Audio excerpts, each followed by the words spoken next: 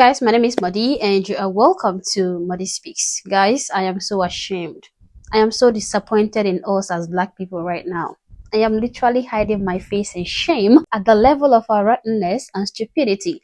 The kind of stupidity that is so out of this world, okay? But anyway, I am slightly consoled that karma is beginning to catch up with some of us. Yes, some of us are beginning to find out real quick that we are going to find out if we so much as F around. And honestly, that comforts me a little bit because some of us really need the education that can only be gotten when we are met with the consequences of our degenerate behaviors. And believe me, I'm sure that the brainless moron that we're going to be talking about today have learned his lessons, okay? Yes, he learned his lessons the hard way, but he learned it regardless. Anyway, before we dive into the video though, please do well to subscribe to the channel if you've not already. Like and share this video to keep people informed, and consider joining my membership or supporting the channel in any way that you can. Alright, so today we're going to be looking at this black fatigue generator or black fatiguer who thought it was acceptable to just walk into the Galleria mall in Texas, shoplift eyeglasses. Yeah, you heard me correctly. He didn't shoplift insulin or baby formula or food because he was freaking starving. No, he stole sunglasses, recorded his crime himself on his cell phone. I'm thinking he was maybe planning on posting it on social media to show off his shoplifting skills. During his shoplifting spree, the police tried to apprehend him. He ran off, and on trying to escape the police, he jumped from the second floor directly onto the ice rink used for skating in the mall. I know that sounds so stupid just by even saying it, but it is even more stupid when you watch the video. So take a look. I ain't gonna keep telling them. Stop playing with me. Damn, feel me? A few moments later.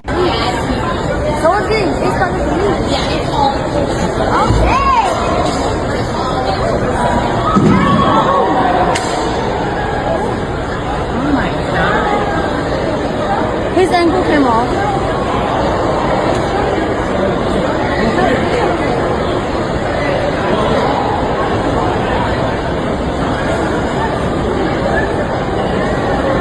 What the hell?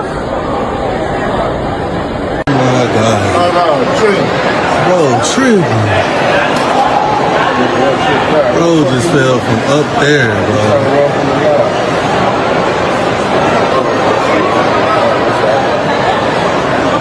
Bro, tripping. Bro, tripping. Bro just fell from up there, bro.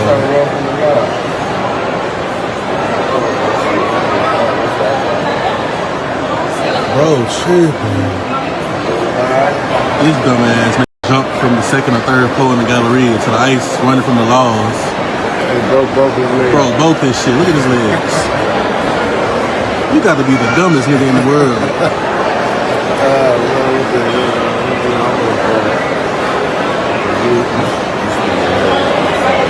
He jumped from up there. Dumbass, bro. Oh, look at his legs. Can't even move them. I'm all broke. He tried to just move. So let me get this straight. You stole some sunglasses, and then instead of taking the L like any man would when security rolled up, you decided in your infinite wisdom to turn it into a Spider-Man session in a mall and jump off the second floor onto an ice rink. An ice rink, my man. No, you didn't land a backflip. You didn't escape in style. You broke both of your legs. Now you are lying in a hospital bed with 2 shattered limbs, a pending court date, and probably some ice skaters wondering why their Sunday skate turned into a crime scene. Congratulations! You are now the main character in every what not to do video on the internet. I think this is the best time to play that song, Dumb Ways to Die. But let's be serious though.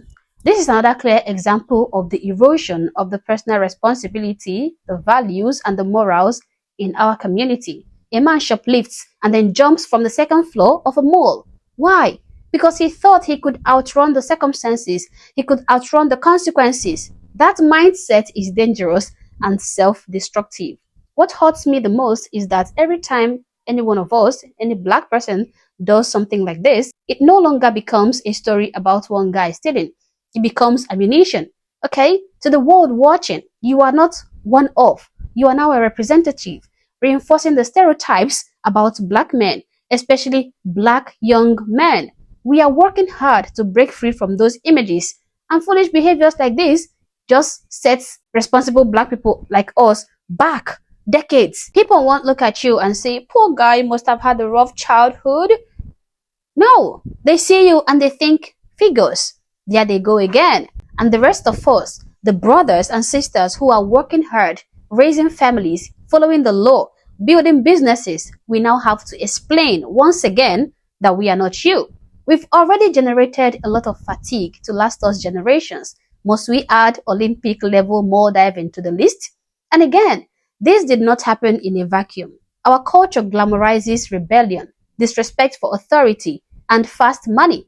So can we talk about the real problems, please? Can we talk about the fact that too many young black people, especially young black men, are being raised on a steady diet of drill music, gangbang culture, YouTube get-rich-fast gurus, and Instagram clout chasing? We've got 16-year-olds trying to live like rappers without even having a summer job. We've got grown men making life decisions based on how many likes they'll get. And now, apparently, we've got dudes thinking that crime is worth it if they can leap off a mezzanine and maybe go viral. This is so ridiculous. We need fathers in the home. We need structure, and we need to teach our young people that dignity matters more than designer sunglasses. We don't need more slogans or hashtags, Black Lives Matter, Black people, whatever. We need discipline. We need exemplary leaders. We need mentors, okay? And some good old common sense. When you start believing that crime is a shortcut to respect or attention, then you've already lost it, okay? You've already lost. And come to think of it, if you're stealing and police chases you and you just chose to jump instead of stop, that is not brutality. That is biology. Gravity doesn't care what race you are. Gravity is not the oppressor. It is not the cop's fault that your knees folded like lawn chairs. It is not white supremacy that made you think that the second floor was a safe escape route. That was you, 100%. No one forced your legs to leave solid ground except your own bad decision making. Actions have consequences. That is not racism. That is pure reality. And another thing that kills me is the fact that this is the type of way we chose to present ourselves to the world. It is always someone doing something dumb.